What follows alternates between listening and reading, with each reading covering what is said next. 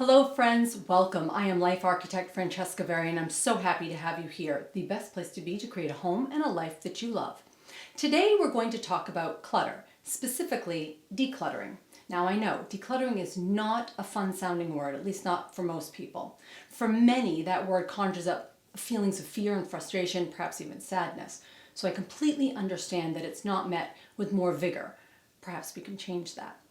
I want you to consider this, that declutter can be a freeing word because the act of decluttering has the power to quite literally change the way your entire space looks and feels. When it comes to organization, the process of decluttering is the key to make progress, regardless of how big or small the project is. It is always and must be part of the process to getting thoroughly organized. I think we all know this intellectually, but because of that fear and frustration the word elicits, it can be a big reason why people don't start the process of getting organized at all. I do understand that fear. It is fear of not knowing where to start, where to put things you don't want, how to decide what has a purpose or stirs your heart. There is fear in starting and stopping, being in flux, and not making enough progress, which in turn makes you feel not enough. But you are enough. In fact, you are so much more than enough. Decluttering, while not easy and sometimes frustrating, is doable, even when you'd rather be doing anything else. Today, I want to give you some tips you can apply so you can declutter with more ease and find more freedom in your space. Number one, think small. This is the first step in getting organized regardless of what space you're organizing. You have to think small, break things down to more manageable parts. So instead of looking at your entire office, break it down to just the desk, or better yet, one desk drawer. Biting off small pieces means you can allot smaller chunks of time to the sometimes tedious decluttering process.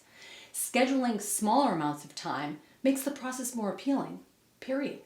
Think small, both in terms of the scope of the work and the amount of time you allot to it daily. Number two, do the easy first. When things are cluttered, there tends to be a lot of confusion in the space. But there are always those things that need very little thought when it comes to whether they have a purpose for being there. They are the obvious things that jump out easily as things you don't like, need, or use. Address those first. It helps to immediately lighten the load and makes you feel almost instantly more gratified. You need those moments of gratification to give you a boost of motivation to keep going. When you get to the more difficult decision making, you'll call upon that motivation and recall the good feelings that came from making decisions and lightening the space. Do the easy first and you'll be more prepared to continue when it comes to more difficult decision making. Number three, reward yourself.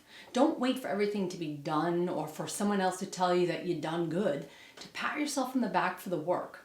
With every small area you tackle and with any amount of time you devote to the task of decluttering, you deserve to reward yourself. Do something for yourself. Get a massage, treat yourself to a movie, take a nap.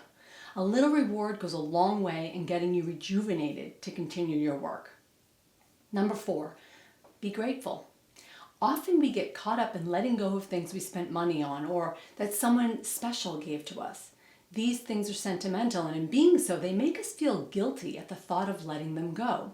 When you aren't using or you don't like something, you're allowing those items to take something from you. If you hang on to things out of guilt or just because, you put a stopgap between you and freedom. Freedom from clutter, overwhelm, fatigue, lack of space. When the sentimental actually weighs heavy, it's time to let it go. Be grateful for having had the opportunity to own the item, to perhaps have used it. Be grateful for the person who thought kindly enough to give it to you. And mostly be grateful for being able to recognize that it's time to move on from that item. You might not want to do the work of decluttering.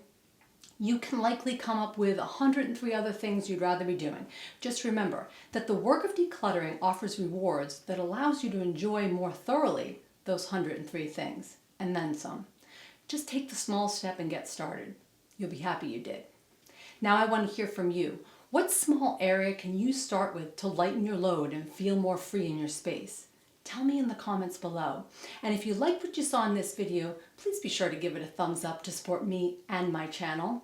If you're new here, I hope you'll hit the subscribe button so you won't miss a single video I post on how to get and stay organized and live minimally and simply. I'd love to have you come back and join me. Until next time, remember, you are the architect of your life.